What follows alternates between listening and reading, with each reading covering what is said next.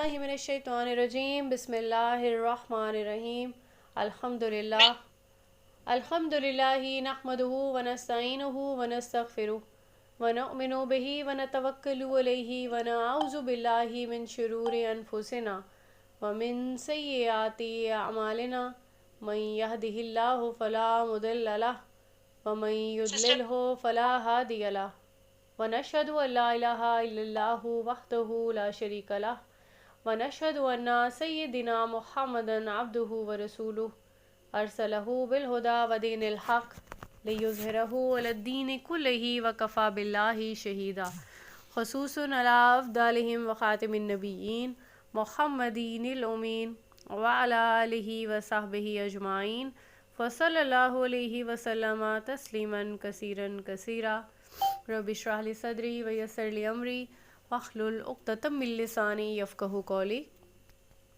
آج اللہ تعالیٰ کی طرف سے ہمیں موقع ملا ہے جو تفسیر سٹارٹ کرنے کا، وہ ہے سورہ قدر۔ سورہ قدر کی تفسیر دیکھیں گے ہم۔ ایک چھوٹی سی سورت ہے، 5 آیات پر مشتمل ہے۔ تو اس میں ہم دیکھتے ہیں کہ اس کے نام میں جو ہے سورہ قدر، جو اس کا نام ہے، تو پہلی آیت کا جو لفظ ہے قدر، اس کو نام قرار دیا گیا ہے اس سورت کا۔ قدر سے ہم دیکھتے ہیں کہ کیا مراد ہے۔ اردو میں اس سے مراد ہے قدر و قیمت، تقدیر یا عزت، مقدار، یہ تمام چیزیں۔ تو چنانچہ جو شب قدر عزت والی رات ہے، اس سے یہی ثابت ہوتا ہے۔ لیکن کیسے عزت والی رات ہے؟ کیونکہ اس رات میں نیک عمل والے لوگوں کی قدر کی جاتی ہے، انہیں عزت دی جاتی ہے اور ان کے اعمال کا زیادہ بدلہ دیا جاتا ہے۔ اس کے علاوہ قدر کے مشہور معنی ہیں فیصلوں کی رات، کیونکہ یہ وہ سالانہ رات ہے جس میں دنیا کے تمام انتظام فائنلائز کر کے فرشتوں کے ہینڈ اوور کیے جاتے ہیں۔ اس کا زمان نزول دیکھتے ہیں۔ اس سورت کے مکی اور مدنی ہونے میں اختلاف ہے۔ ابو الحیان ہے یہاں پہ البحر المحیط میں دعویٰ کیا ہے انہوں نے کہ اہل علم کے نزدیک یہ مدنی ہے، یعنی کہ بیشتر لوگ یہ سمجھتے ہیں کہ مدنی ہے۔ لیکن جو علی بن احمد الواحدی ہیں، ان کی تفسیر میں لکھا ہوا ہے کہ یہ وہ پہلی صورت ہے جو مدینہ میں نازل ہوئی، یعنی یہاں پہ 2 آ گئی یہاں پہ شہادتیں۔ پھر الماوردی ہیں، ان کے اکارڈنگ یہ صورت مکی ہے۔ حضرت عائشہ سے بھی ایک قول نقل کیا گیا ہے کہ یہ صورت مکہ میں نازل ہوئی تھی، اور اس صورت کا جو سبجیکٹ ہے وہ بھی اس بات کی نشاندہی کرتا ہے کہ یہ صورت مکہ میں ہی نازل ہوئی ہوگی۔ تو اس کا جو سبجیکٹ ہے، بیسک سبجیکٹ، وہ کیا ہے سورہ قدر کا؟ بیسک سبجیکٹ یہ ہے کہ قرآن کریم کی قدر و قیمت کیا ہے، قرآن کریم کی اہمیت جو ہے وہ کیا ہے۔ یہ تمام صورت اسی کی آگاہی دیتی ہے ہمیں۔ سورہ قدر کا جو نزول ہے یہ سورہ علق کے بعد ہوا ہے۔ سورہ علق کی جو 5 آیات تھیں، قرآن پاک کے نزول کی ابتدا انہی سے ہوئی تھی، اور اسی نزول کے متعلق ہی اس صورت میں ہمیں بتایا گیا ہے کہ وہ کس تقدیر ساز رات میں نازل ہوئی، کیونکہ قرآن کریم بے حد جلیل القدر کتاب ہے، اور اس کا نزول ہم سب کے لیے کیا معنی رکھتے ہیں، ہمیں سب کو اس بات کو انڈرسٹینڈ کرنا چاہیے۔ تو اللہ پاک نے یہاں کلیئرلی بتایا کہ یہ اللہ کا ہی کلام ہے اور رسول اللہ صلی اللہ علیہ وآلہ وسلم کی تصنیف نہیں ہے، یعنی آپ اپنی طرف سے خود کچھ نہیں کہتے تھے۔ اللہ نے اس کلام کے نازل جو کرنے والے ہیں وہ اللہ پاک ہیں۔ پھر اس کے بعد یہ بھی بتایا گیا ہے کہ قرآن کا جو نزول ہے وہ شب قدر میں ہوا تھا۔ یہی وہ رات ہے جس میں تقدیروں کے فیصلے کیے جاتے ہیں۔ یہ رات اس لیے بھی امپورٹنٹ ہے کہ اس میں تمام لوگوں کی رزق ہے، چاہے وہ فراخی ہو، تنگی ہو، کسی کی بیماری ہے یا اسے تندرستی عنایت ہونی ہے، یا موت ہے، یا اس کی زندگی کی درازی ہے، قسمتیں بن رہی ہیں یا بگڑ رہی ہیں، سنور رہی ہیں، جو بھی فیصلے ہیں وہ تمام اسی رات کو کیے جاتے ہیں۔ اس میں اس کتاب کا جو نزول ہے یہ محض ایک کتاب کا نزول نہیں، بلکہ یہ وہ کام ہے جو نہ صرف قریش، نہ صرف عرب، بلکہ پوری دنیا کی تقدیر بدل کے رکھ دے گا۔ تمام افراد کی، قوموں کی، ملکوں کی یا قسمتوں کے جو فیصلے ہیں وہ اسی رات کو کیے جاتے ہیں۔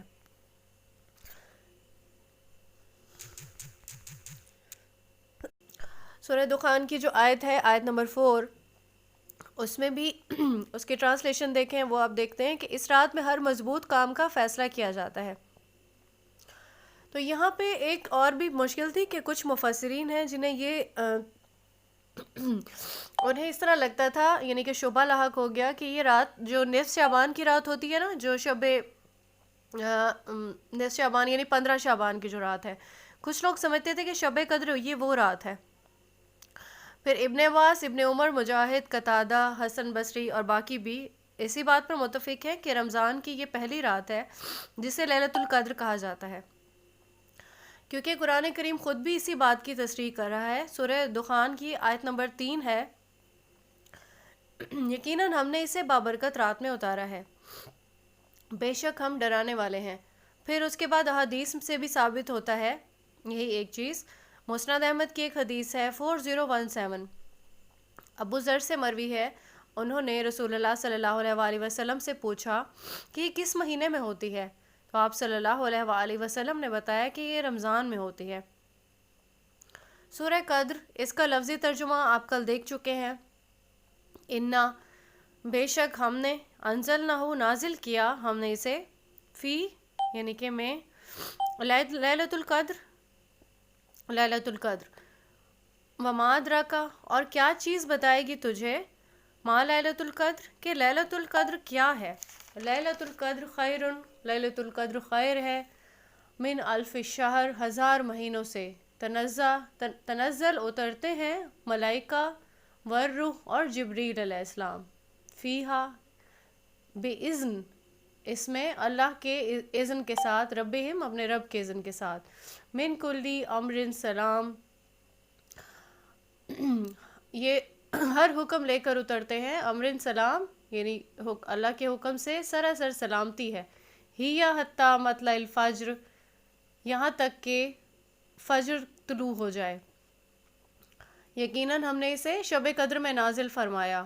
آیت نمبر 2، تو کیا سمجھا کہ شب قدر کیا ہے؟ شب قدر 1000 مہینوں سے بہتر ہے، اس میں ہر کام کے سر انجام دینے کو اپنے رب کے حکم سے فرشتے اور روح یعنی کہ جبریل علیہ السلام اترتے ہیں. یہ رات سراسر سلامتی کی ہوتی ہے اور فجر کے طلوع ہونے تک رہتی ہے. آیت نمبر 1 سے ہم سٹارٹ لیتے ہیں. ہم نے اس کو نازل کیا ہے. اب یہاں پہ قرآن کا ذکر نہیں ہے آیت میں، لیکن میننگز جو ہیں وہ بالکل آبویس جاتے ہیں کہ قرآن ہی نازل ہوا. اور قرآن کریم کی مزید بھی بہت ساری ایسی آیات ہیں جو ہم دیکھتے ہیں کہ ان میں آبویس میننگز لیں تو وہ ہمیں اس کا پتہ چل جاتا ہے کہ کس بارے میں بات ہو رہی ہے. اس کی مثال جیسے سورہ فاطر کی ہم آیت نمبر 45 دیکھتے ہیں کہ اگر اللہ ان کے کرتوتوں پر پکڑنے لگے تو اس کی پیٹھ پر کسی جاندار کو نہ چھوڑے. اب یہاں پر مینشن نہیں ہوا کہ کہاں کس چیز کے بارے میں بات ہو رہی ہے، لیکن ہمیں آبویس میننگ پتہ چلتے ہیں کہ زمین کے بارے میں بات ہو رہی ہے. یعنی سبجیکٹ بتا رہا ہے، آئیڈیا ہو رہا ہے کہ اللہ نے ان کے کرتوتوں پر اگر ان کو پکڑنے لگے تو اس کی پیٹھ پر یعنی کہ زمین پر کسی جاندار کو نہیں چھوڑے. اسی طرح سے سورہ یاسین میں ہے وما علمناہ الشعر وما ينبغي له، اور ہم نے اسے شعر کی تعلیم نہیں دی اور نہ شاعری اس کو زیب دیتی ہے. تو یہاں پہ رسول اللہ صلی اللہ علیہ وآلہ وسلم کا ذکر نہیں آ رہا، لیکن سیاق کلام یہی بتا رہا ہے کہ آپ صلی اللہ علیہ وآلہ وسلم کے بارے میں بات ہو رہی ہے. تو یہاں پہ آیت نمبر 1 میں یہی فرمایا گیا ہے کہ ہم نے قرآن کو شب قدر میں نازل کیا ہے. تو اس کی دلیل ہمیں سورہ بقرہ کی آیت نمبر 185 سے بھی مل جاتی ہے. ماہ رمضان وہ ہے جس میں قرآن اتارا گیا، جو لوگوں کو ہدایت کرنے والا ہے اور جس میں ہدایت کی، حق و باطل کی تمیز کی نشانیاں ہیں. تم میں سے جو بھی اس مہینے کو پائے اسے چاہیے کہ وہ روزہ رکھے. سیم اسی طرح جو ہم نے پہلے ریفرنس دیکھا سورہ دخان کی آیت نمبر 3، ہم نے اسے بابرکت رات میں اتارا ہے، بے شک ہم ڈرانے والے ہیں. تو اس رات میں اتارا ہے قرآن کریم کو. اس کے دیکھتے ہیں کہ کتنے معنی ہو سکتے ہیں، کیا اس سے ہم انڈرسٹینڈ کر سکتے ہیں. تو 2 معنی اس کے ہو سکتے ہیں. ایک یہ کہ پورا قرآن جو حامل وحی تھا، مطلب پورا جو قرآن کا جو پورشن ہے، قرآن کریم کی جو فارم ہے، اس سے فائنلائز کر کے فرشتوں کے حوالے کر دیا، اور پھر وقتاً فوقتاً جو 23 سال کا عرصہ تھا جس میں وحی کے ذریعے رسول اللہ صلی اللہ علیہ وآلہ وسلم پر جو وحی نازل ہوتی رہی اللہ کے حکم سے، اور جبریل علیہ السلام جو ہے وہ آیات لے کر آتے رہے. دوسرا اس کا معنی یہ بھی ہو سکتا ہے کہ قرآن کریم کے نزول کی ابتدا ہوئی ہوگی اس رات سے. تو دونوں میں ایک ہی بات ہے کہ وہ یہ کہ قرآن کریم کی جو ابتدا تھی یعنی نزول کی، وہ اسی رات سے ہوئی تھی. جیسے ہم سب جانتے ہیں کہ سورہ الگ کی جو ابتدائی 5 آیات تھیں وہ اس رات میں نازل کی گئیں، اور یہ وہ پہلی آیات تھیں. اور یہ بھی ایک فیکٹ ہے کہ اللہ کے پاس قرآن کریم کے جو ڈیفرنٹ پورشنز ہیں، لائک ایک جو نزول کا ایک پورا پیٹرن تھا، اس کا پورا پلان اللہ تعالیٰ کے پاس پہلے سے موجود تھا. یہ اس وقت آیات تصنیف نہیں ہوا کرتی تھیں اللہ تعالیٰ کی طرف سے کہ جب نزول ہوتا تھا آپ صلی اللہ علیہ وآلہ وسلم پر، بلکہ یہ تمام جو انسان ہیں ان کی پیدائش ہو گئی، انبیاء کی بعثت ہو گئی، اور نازل کی جانے والی جو کتابیں ہیں، یا انبیاء کے بعد جو سب سے آخر میں رسول اللہ صلی اللہ علیہ وآلہ وسلم کی جو بعثت ہوئی، اور قرآن کریم کا جو نزول ہے، یہ تمام ایک پلان تھا جو اللہ تعالیٰ کے پاس پہلے سے پتہ تھا اللہ تعالیٰ کو کہ یہ اس ٹائم میں یہ چیزیں جو ہیں وہ وحی کی صورت میں انسان پر جائیں گی، انسانوں تک پہنچیں گی آپ صلی اللہ علیہ وآلہ وسلم کے ذریعے۔ تو ان تمام منصوبوں کو شب قدر میں ہی فائنلائز کیا جاتا ہوگا، یعنی کہ یوں سمجھیں کہ سالانہ جو فیصلہ ہے مفسرین کے اکارڈنگ، یہ والا جو قرآن پاک کا جو پورشن ہے یہ شب قدر کو ہی حاملین وحی کے حوالے کر دیا گیا ہوگا، تو یہ تعجب کی بات نہیں ہے۔ اور جو سالانہ فیصلے ہیں وہ بھی ہینڈ اوور کیے جاتے ہوں گے فرشتوں کو اسی رات میں۔ تو شب قدر کے معنی اسی لیے تقدیر کے بھی ہیں، جیسے سورہ دخان کی آیت نمبر 4 میں ہم نے پڑھا ہے کہ اسی رات میں ہر مضبوط کام کا فیصلہ کیا جاتا ہے، ریفرنس پہلے ہی آپ کو شیئر کیا گیا ہے۔ اسی لیے امام زہری کے رحمۃ اللہ علیہ جو ہیں وہ کہتے ہیں کہ قدر کے معنی عظمت و شرف کے ہیں، یعنی وہ بڑی عظمت والی رات ہے۔ تو اس صورت کے الفاظ کیا ہیں کہ شب قدر 1000 مہینوں سے بہتر ہے۔ تو یہاں یہ فیصلہ جو ہے وہ کیا جاتا ہے کہ یہ رات کون سی ہے۔ اچھا، اس رات کے بارے میں جو اختلاف ہے وہ اس قدر زیادہ ہے کہ پایا گیا ہے کہ 40 مختلف اقوال ہیں اس بارے میں۔ علماء امت کی جو اکثریت ہے وہ متفق ہے کہ رمضان کی آخری 10 تاریخوں میں سے کوئی ایک رات شب قدر کی ہے، اور زیادہ لوگ یہی سمجھتے ہیں کہ یہ 27ویں کی رات ہے۔ لیکن ہم احادیث میں دیکھتے ہیں کہ آپ صلی اللہ علیہ وآلہ وسلم نے اس بارے میں کیا تعلیم دی ہمیں۔ تو یہاں پہ احادیث میں بہت ساری ایسی ہمارے پاس روایتیں ہیں، کبھی اس رات کے بارے میں کہ وہ کون سی رات ہے وہ 27ویں رات کے بارے میں کہا گیا، کبھی 21ویں رات کو، کبھی 23ویں۔ تو اس سے یہ ظاہر ہوتا ہے کہ یہ شب قدر ہر سال ایک تاریخ کو نہیں ہوتی ہے، کسی سال وہ 27ویں کو ہو سکتی ہے، کبھی وہ 23ویں کو ہو سکتی ہے، ٹھیک ہے۔ تو ہم اس طرح سے ہم اس کو دیکھ لیتے ہیں کہ احادیث میں کیا فرمایا گیا ہے۔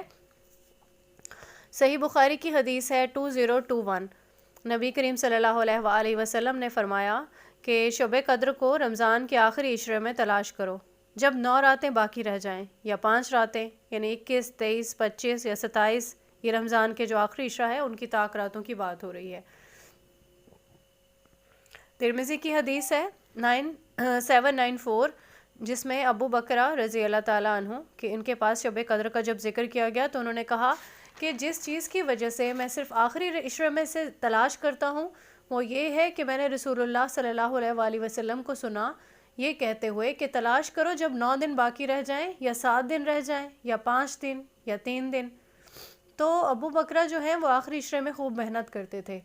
اسی طریقے سے بخاری کی حدیث ہے ایک 2015، رسول اللہ صلی اللہ علیہ وآلہ وسلم کے اصحاب کو شب قدر خواب کی آخری 7 تاریخوں میں دکھائی گئی، یعنی کہ ایک صحابہ نہیں تھے، مطلب بہت سارے اصحاب تھے، جس میں کچھ کو 7 تاریخوں میں، جو آخری 7 تاریخیں ان میں دکھائی دینے لگی، خواب دیکھتے تھے اوبویسلی۔ تو وہ جب رسول اللہ صلی اللہ علیہ وآلہ وسلم سے جب انہوں نے صبر ذکر کیا باری باری، تو آپ صلی اللہ علیہ وآلہ وسلم نے فرمایا کہ میں دیکھ رہا ہوں تم سب کے خواب آخری 7 تاریخوں پر متفق ہو گئے ہیں، اسی لیے جسے اس کی تلاش ہو وہ ہفتہ کی آخری راتوں میں تلاش کرے۔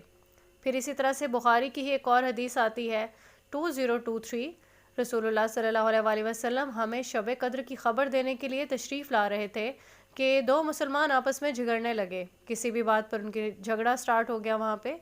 تو آپ صلی اللہ علیہ وآلہ وسلم جب وہاں پہنچے تو انہوں نے انہیں بتایا کہ میں تم لوگوں کو شب قدر کی جو وہ ہے ڈیٹیل ہے وہ دینے آ رہا تھا، اس تاریخ کے بارے میں بتانے آ رہا تھا، لیکن تم لوگوں کے جھگڑے کی وجہ سے ہی یہ علم مجھ سے اٹھا لیا گیا ہے، تو اب تم اسے آخری 7 یا 5 راتوں میں ہی تلاش کرو۔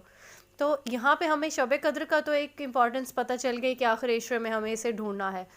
تو اس حدیث سے ایک اور چیز بھی واضح ہو رہی ہے کہ جو جھگڑا ہے نا وہ خیر و برکت کو اٹھا لیتا ہے، ٹھیک ہے۔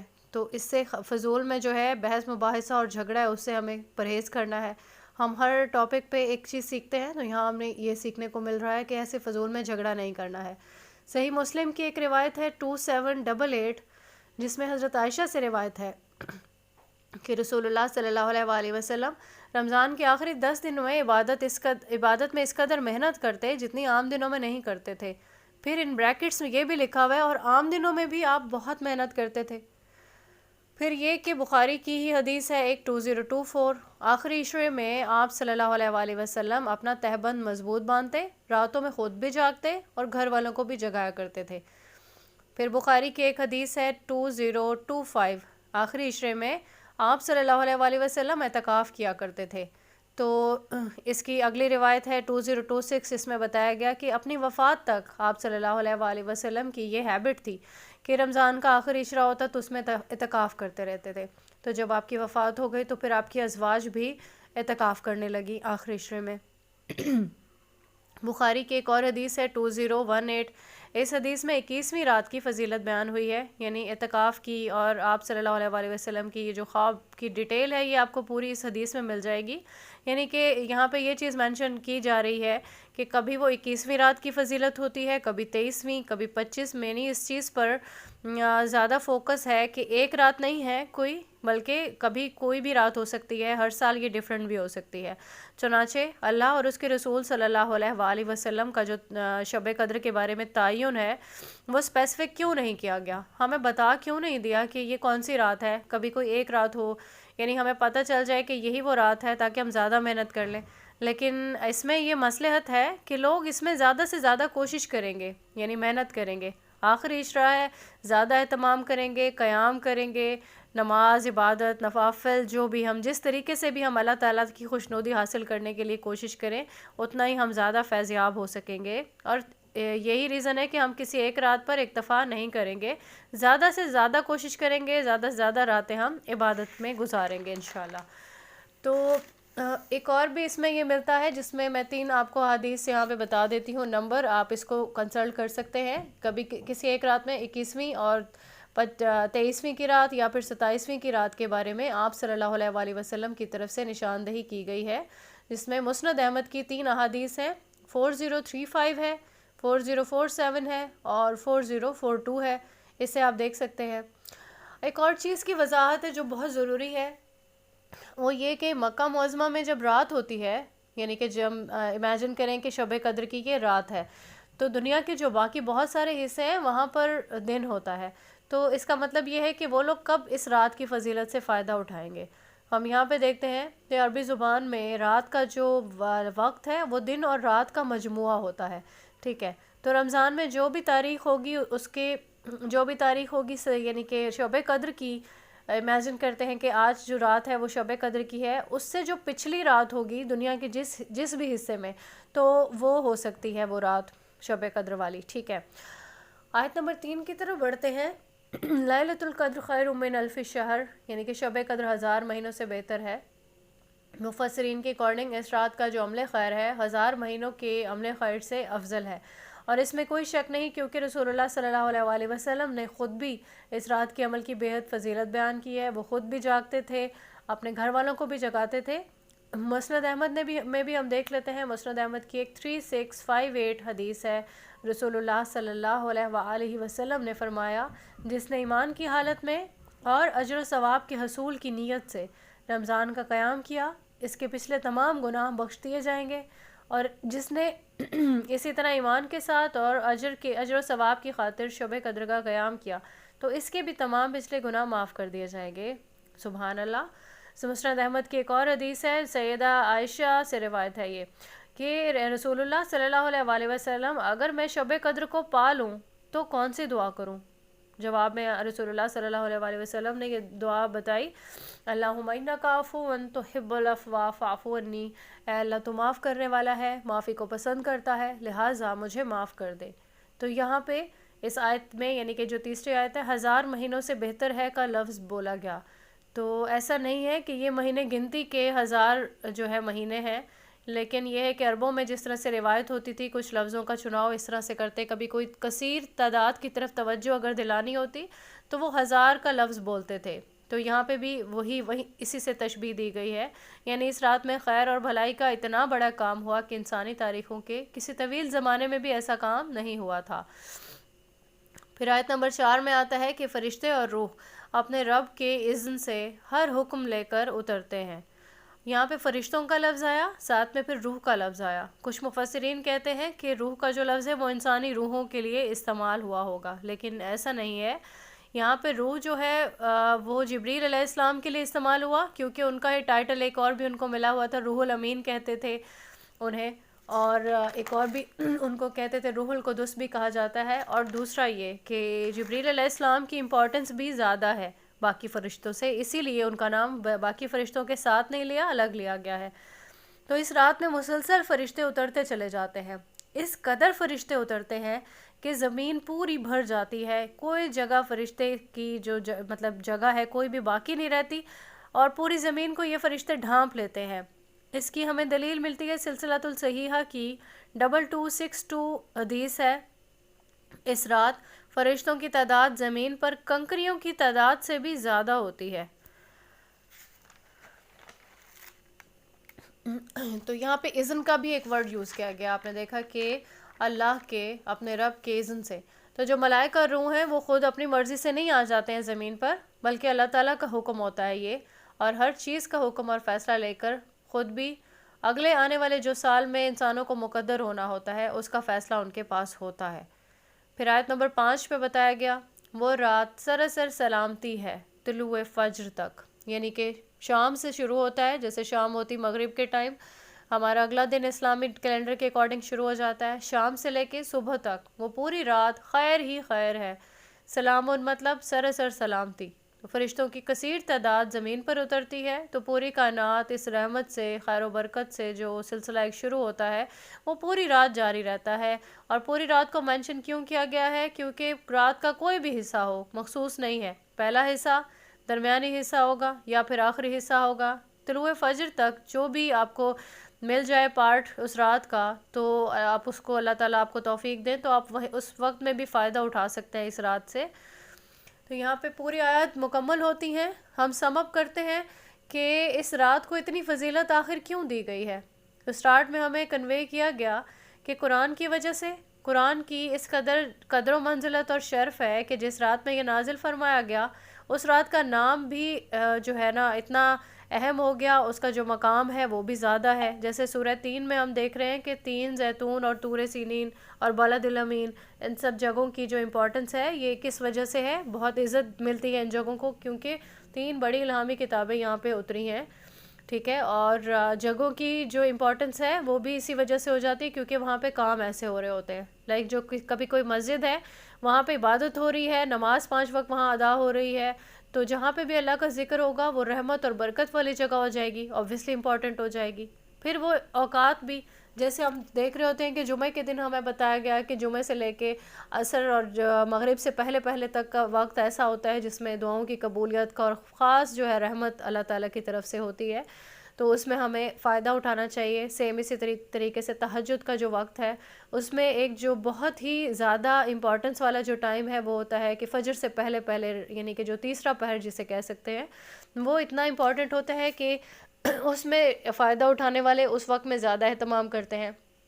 تو رمضان کی جو فضیلت ہے اور جو اہمیت ہے وہ کس وجہ سے؟ وہ بھی قرآن پاک کی وجہ سے ہے۔ اس کی امپورٹنس روزوں کی وجہ سے نہیں ہے، روزے تو فرض ہیں، نماز جس طرح سے فرض ہے روزے بھی فرض ہیں، اس کی امپورٹنس قرآن کریم کی وجہ سے ہے۔ اور جو شب قدر جو ہے وہ اسی لیے اہم ہے کیونکہ شب قدر کو قرآن کریم کا نزول سٹارٹ ہوا تھا، ٹھیک ہے۔ تو بلد الامین جو ہے وہ قرآن کی وجہ سے وہ بھی اسی طریقے سے اہم ہے۔ تو جب اللہ تعالیٰ نے قرآن کو اتنی امپورٹنس دی ہے، اتنی زیادہ فضیلت دی ہے، جگہ جگہ پہ قرآن کریم میں آیات آئیں اور بیان کیا گیا کہ قرآن کریم اہم ہے، ہمیں اس کو احتساب کرنے کی ضرورت ہے یہاں پہ کہ کیا ہم اس سے جو اہم کتاب ہے ہمارے لیے اس کا ہم حق ادا کر رہے ہیں یا نہیں کر رہے۔ تو کیا اسی خلوص سے ہم قرآن کریم کو پڑھتے ہیں، ہدایت حاصل کر بھی رہے ہیں، رہنمائی حاصل کر بھی رہے ہیں یا نہیں، یا بخشش کے لیے ہم پڑھتے ہیں۔ تو افسوس کی بات ہے یہاں پہ کہ احتساب کرنے کے بعد ہمیں آئیڈیا ہوتا ہے کہ یہاں پہ شرم کا مقام ہے کہ ہم بہت سارے لوگ ہم میں سے اس نعمت سے بالکل ہی محروم ہیں، اتنے غافل ہیں۔ یعنی قرآن کریم کی ہمیں امپورٹنس اس وقت پتہ چلتی ہے جب ہم کسی بچی کو رخصت کر رہے ہوتے ہیں، ہمیں سر پہ اس کے رکھنا ہوتا ہے، یا پھر ہمیں اوتھ لینا ہوتا ہے، قرآن کریم ہمیں یاد آتا ہے کہ قرآن کریم پہ اوتھ لے لیتے ہیں، گواہی ہم دے دیں گے، ہم سچے ثابت ہو جائیں گے، ٹھیک ہے۔ اور ظاہری تکریم کے لیے ہم کیا کرتے ہیں؟ ہم سب سے اونچی جگہ سلیکٹ کرتے ہیں اپنے گھر میں کہ یہاں پہ رکھیں گے، اس کے لیے غلاف سلوائیں گے بڑا اچھا یا پرچیز کریں گے، پھر جب بھی قرآن کریم کو پڑھنے سے پہلے آنکھوں پہ لگا رہے ہوتے ہیں، ہم چوم رہے ہوتے ہیں، اپنے سینے سے لگا رہے ہوتے ہیں، یعنی یہ ساری چیزیں کس چیز میں آ جاتی ہیں؟ ظاہری تکریم میں. اس کا حق ادا نہیں کر رہے اس طرح سے، ہم اس کو چوم کے آنکھوں پہ لگا کے، تو خسارہ ہے نا اس میں بالکل. یعنی دنیاوی علم کے پیچھے کس طرح بھاگتے ہیں، ڈگری مکمل ہو جائے، راتوں کو جاگ رہے ہیں، نیند آتی ہے تو کافی پی کے پھر ہم پڑھ رہے ہیں، جاگ رہے ہیں کہ ہمیں ہماری ڈگری مل جائے. ٹھیک ہے، پوری کی پوری ہمیں جو بک ہے وہ چاہے وہ گھوٹا لگا کے پینا پڑے، ہم پی لیتے ہیں اس کو. اور ضرورت کیا ہے، مطلب دنیا ہماری یہ ضرورت ہے نا کہ ہر چیز کے لیے اس میں ہمارا وقت بھی مینیج ہو جاتا ہے، ہم وقت آرام سے نکال لیتے ہیں. پھر بزنس ہے، ہماری جاب ہے، یا گیدرنگس ہے، کہیں جانا آنا ہے، اس کا بھی بڑے اچھے سے ہم مینیج کر لیتے ہیں. بچے ہیں، آؤٹنگ پہ جانا ہے، رشتہ داریاں ہیں، ہر کام مینیج ہو رہا ہے. اگر ایک چیز مینیج نہیں ہو رہی تو جو قرآن کلاس کا ٹائم ہے وہ مینیج نہیں ہوتا ہم سے. اس کا صاف مطلب یہی ہے کہ ہمیں اس کی قدر و قیمت ہمیں معلوم ہی نہیں ہے. کیونکہ دنیاوی علم سے ہم دنیاوی علم سیکھ لیتے ہیں، ہم اس کے بعد چاہتے ہیں ہمارا کریئر بنے، ہم لوگ جاب کی تلاش میں جاتے ہیں، چاہے آج کل تو لڑکی ہے لڑکا ہے، بس ہمیں کمائی کرنی ہے. تو دنیاوی علم سے ہم اللہ سے زیادہ ہم دور ہو رہے ہوتے ہیں نا. یعنی یہ علم ضروری ہے، بالکل کہ ضروری ہے. ہمیں معاشرے میں جب شعور کی ضرورت ہوتی ہے تو قرآن کریم کے ساتھ ساتھ ہمیں دنیا کا بھی علم حاصل کرنا پڑتا ہے. لیکن پرائیورٹی کیا ہے ہماری پرائیورٹی ایز اے مسلم قرآن ہونا چاہیے. یعنی قرآن کریم کی کتنی صورتیں ہیں، بار بار تاکید کی گئی ہے کہ نعمت الہی کی قدر کرو، اس کا حق ادا کرو. پھر قرطبی کی ایک روایت میں ہم دیکھتے ہیں جس نے قرآن سیکھا اور پھر اسے بند کر دیا، یعنی نہ تو تلاوت کی پابندی کی، نہ پھر احکام کی پابندی کی، تو قیامت کے دن اس کے ساتھ کیا ہوگا؟ قرآن اس کے گلے میں پڑا ہوا آئے گا اور قرآن اللہ سے شکایت کرے گا کہ آپ کے جو بندہ ہے یہ اس نے مجھے چھوڑ دیا تھا، میرے اور اس کے معاملے میں آپ ذرا فیصلہ فرما دیں. پھر صحیح مسلم کی ایک حدیث آتی ہے 534 ہے، قرآن یا تو تمہارے لیے حجت بنے گا یا تمہارے خلاف جائے گا. ٹھیک ہے، یعنی یا تو تمہارے حق میں سفارش کرے گا یا پھر تمہارے خلاف جائے گا. تو ہمیں دیکھنا یہ ہے کہ کیا قرآن ہمارے خلاف تو نہیں چلا جائے گا. ہمیں اپنے حق میں چاہیے قرآن کریم، تو ہمیں اس کی جو حقیقی قدر و منزلت ہے اس کو جاننا چاہیے، اسے سمجھنا چاہیے، پڑھنا چاہیے اسے، اور اپنی زندگی میں پھر امپلیمنٹ بھی کرنا ہے اسے. اس کی تعلیم نہ صرف خود لینی ہے بلکہ پھر دوسروں تک بھی پہنچانی ہے. حق تو تبھی ادا ہوگا نا اس کا. اور ہم سب کو کیا کرنا ہے؟ ہمیں اس کا حق ادا کرنا ہے تاکہ ہمارے لیے یہ سفارش کرے اللہ تعالیٰ کے پاس. بارک اللہ لی ولکم فی القرآن العظیم ونفعنی وإیاکم بالآیات والذکر الحکیم. سبحانک اللہم وبحمدک، اشہد ان لا الہ الا انت، استغفرک واتوب الیک.